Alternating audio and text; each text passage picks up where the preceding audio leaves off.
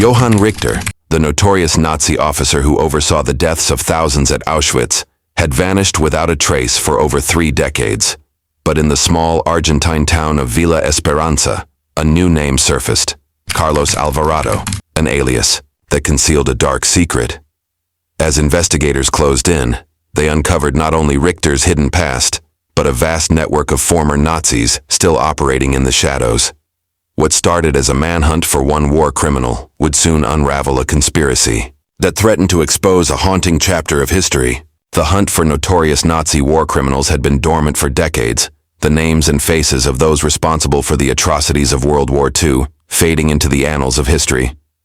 However, some of these individuals, like Johann Richter, remained shadows that eluded justice. Richter had been a high-ranking officer at Auschwitz, a man whose actions had directly contributed to the deaths of thousands. His role was not as a foot soldier, but as one who orchestrated the logistics of mass murder, overseeing the transportation of victims to the gas chambers. His name had surfaced in post-war investigations, and several witnesses identified him during the Nuremberg trials. Yet despite the overwhelming evidence, Richter vanished before he could be captured, slipping through the fingers of justice like so many others. For years, his whereabouts remained unknown. But whispers began to surface, sparking new interest in the case. In the early 1950s, a few reports suggested that Richter had fled to South America, a haven for many Nazis seeking to escape retribution. Argentina, with its long history of harboring war criminals, became a focal point for investigators. However, as the years passed, even the faintest traces of Richter's whereabouts disappeared. It seemed as though he had simply vanished from the face of the earth, becoming just another ghost of the war. But then, in the late 1970s, a breakthrough came from an unexpected source: a diary. A historian specializing in post-war Nazi escape routes discovered an old leather-bound journal in the archives of a South American library. It had been kept by a Nazi sympathizer who had relocated to Argentina in the 1940s. The entries were written with the fervor of someone who had lived through the war and was eager to forget it. Yet, buried among the cryptic passages was a mention of a man named Johann Richter. The historian cross-referenced the details and found a chilling coincidence. The man described in the diary matched Richter's appearance, and the time frame suggested that the two had crossed paths in the mid-1950s. The diary entry made no overt claim about Richter's location, but it mentioned a small remote town in Argentina, where the writer had met a man who seemed unusually familiar with the region's politics and social structures. The town, named Villa Esperanza, was known for its high number of European exiles, many of whom had ties to the Nazi regime. The historian's discovery reignited the investigation, and soon, a team of international law enforcement officials and war crime specialists began to take a closer look at the lead. The diary was not a smoking gun, but it was a starting point. The mention of Villa Esperanza was enough to direct the team's attention to the region. For months, the team pored over records, interviewed locals, and sought any trace of Johann Richter. They scoured old government documents trying to find any mention of his name. Yet the investigation quickly ran into roadblocks. Many of the town's older residents had long since died, and others were reluctant to speak. It seemed as though the town had buried its past as deeply as its former Nazi residents had buried their secrets. Still, the investigators pushed forward, driven by the slim hope that, after more than 3 decades, Richter might still be alive and hiding in plain sight. Every lead, no matter how small, was pursued with relentless determination, knowing that they were getting closer to uncovering one of the darkest chapters of history. The first breakthrough came when an anonymous tip reached the investigators. The source claimed to have seen a man resembling Johann Richter in Villa Esperanza, and while the tip itself was vague, it sparked a renewed sense of urgency. The team immediately focused on cross-referencing any available photographs of Richter with the description provided. It seemed too coincidental that such a tip would surface after all these years, but they knew not to dismiss it. This was their chance to finally make progress. The investigators began by reaching out to individuals who might have known something, however insignificant it might seem. They visited the small town where few outsiders ventured and began to question the locals who had lived through the post-war years. Villa Esperanza was a place that had seen little change, where time seemed to stand still. Its cobblestone streets and aging buildings gave the impression of a town that had long ago locked away its past. But it wasn't just the town's look that had changed. Its people had grown more guarded, almost suspicious, as if they were wary of strangers asking too many questions. In one of the town's aging libraries, a researcher discovered a collection of photographs from the early 1950s, many of which had been taken at local events. One photograph stood out. A group of individuals at a town gathering, some of whom were undoubtedly German expatriates. Among them, a man stood out. He was older than the others, with a grizzled face and sharp eyes, yet there was something unsettlingly familiar about him. The resemblance to Johann Richter was undeniable. The man in the photo appeared to be standing alongside several prominent local figures, people who had connections to both the Argentine government and the Nazi sympathizer network that had settled in the area. As the investigators pieced together more evidence, they discovered that this man, whom they believed to be Richter, had been involved in community activities. He had been seen regularly in town during the 1950s, particularly in meetings that were held under the cover of night. This raised suspicions. Why had someone like Richter, a man who had been involved in some of the most horrific acts of the war, remained active in such a close-knit community? Had he truly been laying low, or had he been receiving protection all along? A few interviews with elderly locals revealed unsettling details. Some claimed to have seen the man referred to as Carlos Alvarado, the name that Richter had reportedly assumed when he arrived in Argentina, walking through the streets late at night, always in a hurry. Others, however, recounted a man who seemed far too comfortable in the town, a man who was well-versed in the local politics and had befriended a few influential figures. As the investigators dug deeper into the social fabric of Villa Esperanza, it became clear that Alvarado, if he was indeed Johann Richter, wasn't just hiding in plain sight. He was weaving himself into the very infrastructure of the town. It was this newfound information that led the team to start watching Alvarado's home more closely. The house was small and somewhat isolated, nestled at the edge of town. It had become a focal point for suspicion, but any attempt to get close was met with resistance. People in the neighborhood refused to speak openly about the man who lived there. Some whispered that Alvarado had been a quiet, unremarkable figure for many years, but others spoke of strange encounters, of secretive meetings behind closed doors, and of a man who always seemed to know far more than he should. The investigators could feel the weight of their discovery. They were on the verge of unraveling one of history's most elusive figures, but it also felt like they were treading on dangerous ground. With each step closer to Alvarado, they risked exposing not only Johann Richter, but perhaps an entire network of people who had helped him, and others like him, escape justice. It was a delicate game. They had to proceed carefully, knowing that one wrong move could send Richter back into hiding or worse, alert those who were still protecting him. The investigation began to intensify as the team grew closer to their target. Every day, they followed new leads, connected more dots, and pieced together a picture of a man who had managed to evade the authorities for nearly 3 decades. Villa Esperanza, once a sleepy town with little interest from the outside world, now felt like a place on the brink of revelation. The air was thick with tension, as investigators knew that every moment they spent in the town brought them closer to the truth or to disaster. It was clear that the man they were following had done everything in his power to keep his existence under the radar. Richter, under the alias Carlos Alvarado, had gone to great lengths to blend in. He had maintained a low profile, hiding behind a veil of local politics and community involvement, and had avoided drawing attention to himself. Yet for the first time in years, the investigators had something concrete to work with: an identifiable photograph, a network of former Nazi sympathizers, and the emerging pattern of the man's movements in the 1950s and beyond. But this was only part of the puzzle. The real challenge was figuring out where Alvarado, or Richter, had been hiding all these years, and whether he was still there. The investigators set up surveillance around his house, a modest one-story building on the outskirts of town. Every day they watched, patiently waiting for any sign of movement. They took turns, observing from a safe distance, and while the house seemed deserted during the day, they could sense something strange about the nights. The once quiet neighborhood had begun to feel more like a place of quiet suspicion. At night, the lights inside Alvarado's house would flicker on and off. A shadow would appear in the window.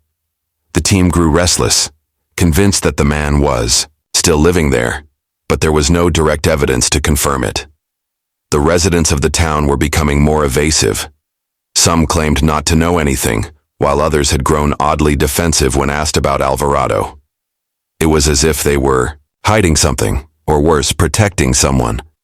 One afternoon, a breakthrough came from an unlikely source. An elderly woman, who had been living in Villa Esperanza since the 1940s, approached one of the investigators. She had heard whispers of the team's presence in town and had decided to speak up. Her memory was hazy, but she recalled a man who had lived in the town for many years, a man who fit the description of Johann Richter. This man, she said, had arrived shortly after the war and had kept to himself for the most part, only socializing with a small group of local German expatriates. According to her, the man always seemed out of place, as if he were hiding from something or someone. The woman's story mirrored what the team had already uncovered, but there was one crucial detail. She remembered seeing the man speaking in hushed tones with a group of high-ranking local officials, people who had held considerable power in the town. The investigators immediately recognized the significance of this connection. If Alvarado had been involved with powerful figures in Villa Esperanza, it meant that he wasn't merely hiding. He had been operating within a network that could offer him protection. This revelation raised more questions than it answered. Was Alvarado Richter part of something larger? Had he become entrenched in the local power structure, or had he simply found a place to lie low?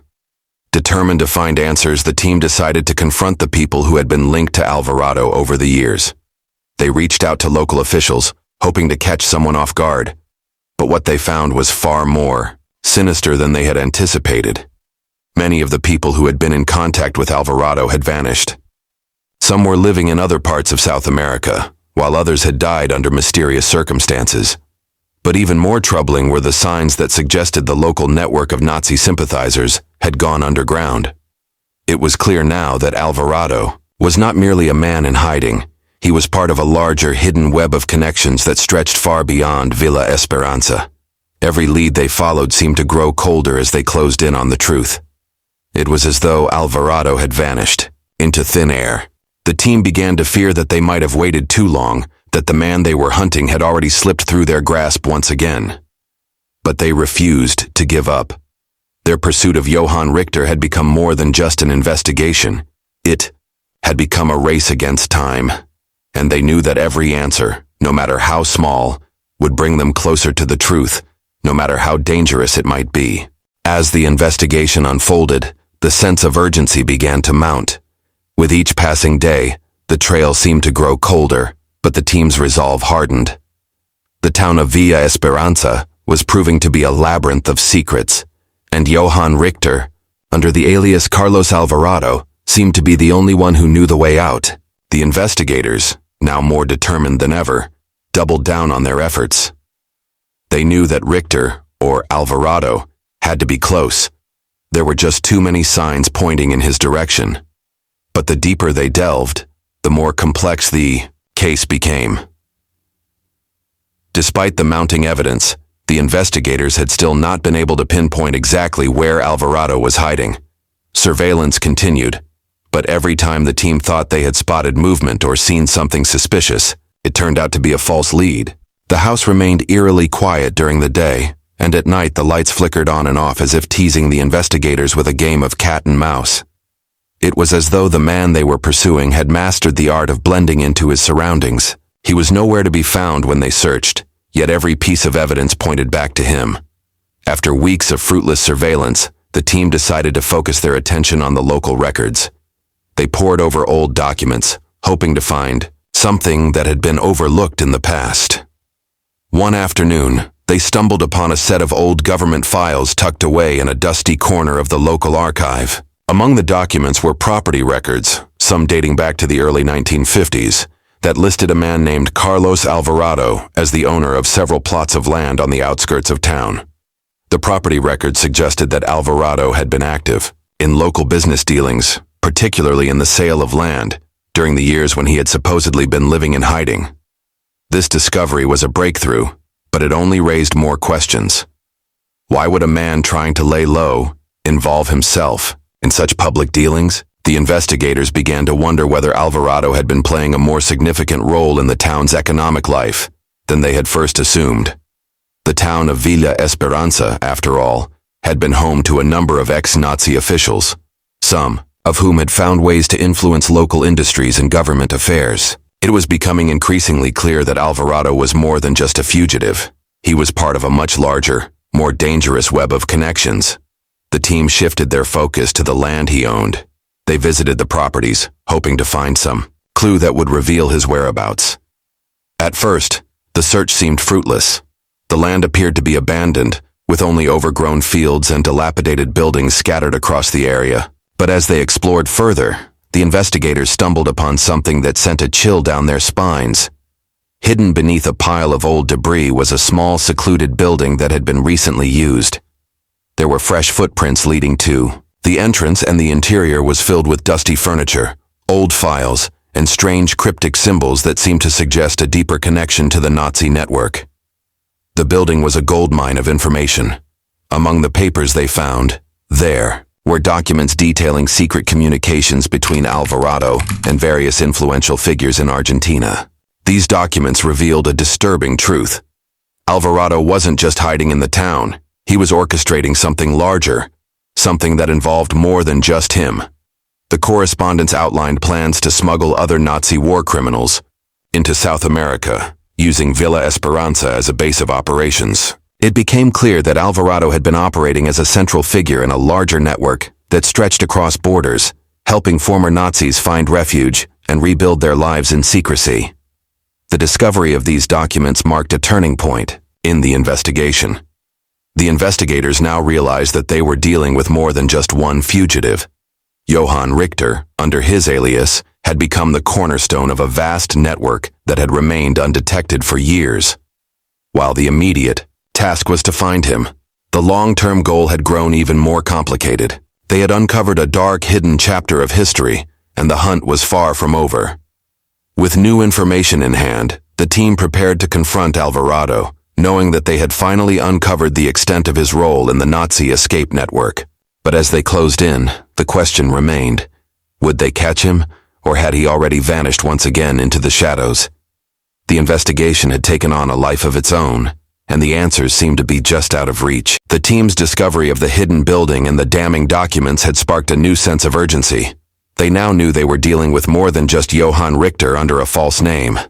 The extent of the network he had helped build over the years was staggering, and the realization hit them with full force.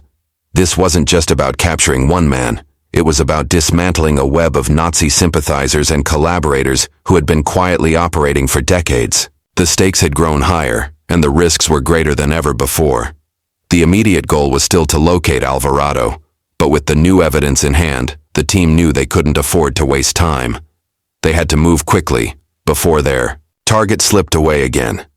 They began to cross-reference the letters and documents they had found with known fugitive lists, tracking other individuals who might have been connected to Alvarado's network.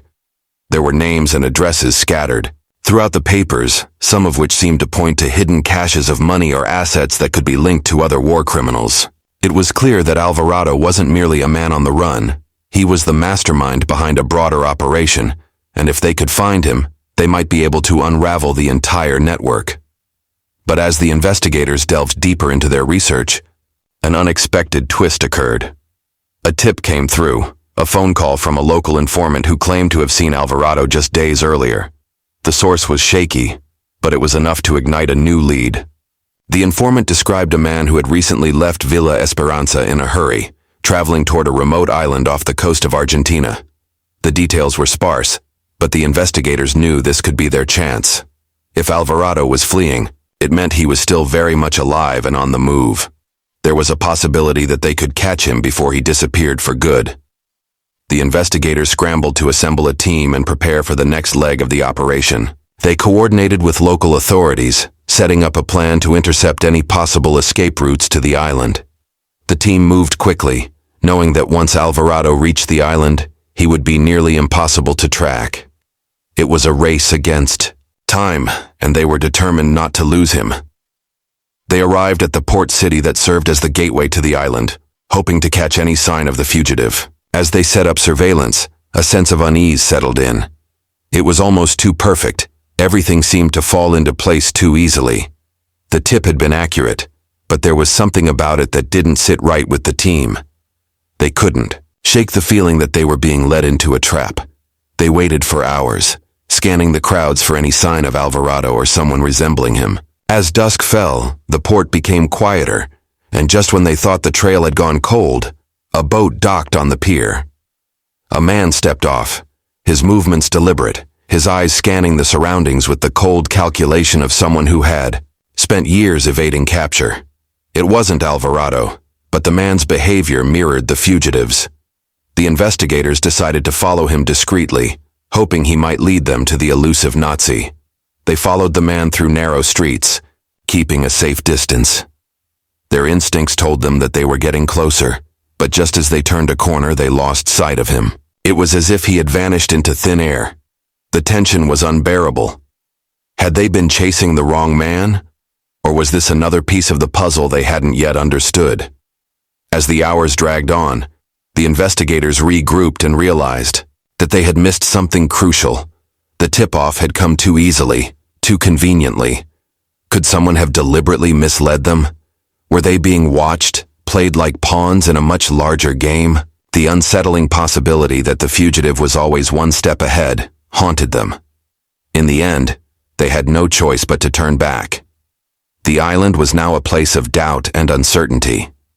The team felt the weight of their failure, but they also knew that the hunt was far from over. Johann Richter, or Carlos Alvarado, was still out there, and the network they had begun to uncover was a vast and shadowy operation that extended far beyond anything they had initially anticipated. The chase had taken them down dark paths, but the truth remained elusive. The more they learned, the more they realized that the real fight had only just begun. The days following their failed pursuit to the island left the investigators on edge, their frustration mounting. The idea that they had been misled, either intentionally or by sheer coincidence, lingered in the air like a fog. But they knew they couldn't afford to rest on their doubts. The network they were after was far too dangerous, and the stakes were too high. Johann Richter, or Carlos Alvarado, was still out there, and their pursuit had taken a more urgent turn. It was clear that the trail to him had grown colder, but the team refused to give up. The truth was just beyond reach, and they couldn't stop until they had it. In the aftermath of the island chase, they returned to Villa Esperanza, their heads heavy with the weight of unanswered questions. The discovery of the land deeds, the secretive meetings, and the shadowy network of Nazi sympathizers were not things they could easily ignore. Richter had played a far more central role in these operations than anyone had first imagined. But now, with the island escape route closed off and their every move seemingly anticipated, the investigators had to rethink their strategy. They turned back to the documents they had uncovered: cryptic letters, secret communications, and those early photographs of Alvarado with powerful local officials. Each piece seemed to suggest that Villa Esperanza was not just a place of refuge, but an active hub for Nazi fugitives, where even the most seemingly innocuous townspeople had their own part to play. They began to question the community itself. Had the whole town been complicit? Who else might have been involved? And how far did the network truly stretch? Determined to uncover more, the team deepened their investigation into the town's political structure. They dug through government archives, and though the records were sparse, they found references to the town's involvement in foreign trade during the 1950s, trade that seemed unusually concentrated in industries that could easily mask the movement of goods or people without drawing attention. It was a subtle operation, one that had been carefully planned to avoid suspicion, but it was enough to give them a lead. The documents hinted that one of the town's most respected officials had been deeply involved with the networks of Nazi sympathizers, possibly even working directly with Richter during his time as Alvarado. This discovery was a game changer. The investigators realized that the operation they were dismantling was far more organized than they had anticipated. The tentacles of this Nazi network spread into key positions in government and business, ensuring that those like Alvarado could remain protected, hidden in plain sight. It wasn't just about hunting down one man anymore. It was about exposing an entire system that had thrived for decades. They decided to turn their attention to this official, someone who had been in power during the early 1950s and had long since disappeared from the public eye. His records were scarce, but there were whispers that he had been involved in facilitating escapes for war criminals in the years following the war's end. Could this man have been the final piece to their puzzle? Was he the one who had helped Richter stay in power, to remain untouched by the law? With this new lead, the investigators embarked on their final decisive push. They spoke with old colleagues, friends, and business partners of the official, hoping to gather new insights into his role in the network. As they sifted through the increasingly complex layers of the investigation, they began to piece together a startling revelation. This was not just a fugitive trying to stay hidden. Richter had likely orchestrated the entire operation from the shadows, using others to shield him, and possibly manipulating powerful figures to continue aiding his escape. The trail was heating up once more. But the investigators also realized how deep the danger went. They were no longer hunting just for a single Nazi war criminal. They were up against an entire system that had entrenched itself in the fabric of South America's post-war landscape. And with every step closer they got, the more they realized the lengths people were willing to go to protect their secrets. The final confrontation was drawing near, but it was becoming clear. Exposing Richter's true identity and the network of protection around him could come at a cost none of them were ready to pay.